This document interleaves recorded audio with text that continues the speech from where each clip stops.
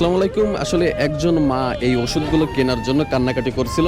তো ওষুধগুলোর অনেক দাম, যে তার কাছে ওই পরিমাণ টাকাও ছিল না যে ওষুধগুলো কিনবে। তো আমি যদি একটু ওষুধগুলো দেখাই, স্ক্রিনে দেখছেন আপনারা, সব থেকে যে একটা অ্যান্টিবায়োটিকের দাম প্রায় 30 টাকা করে।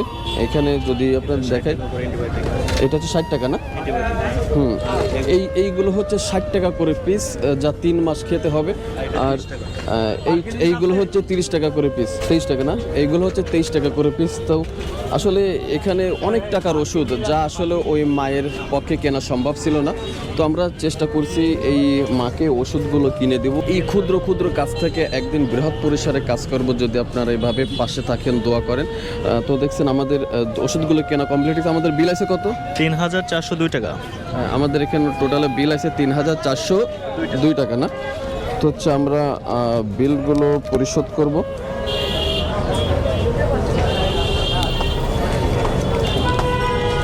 এক, দুই, তিন, চার।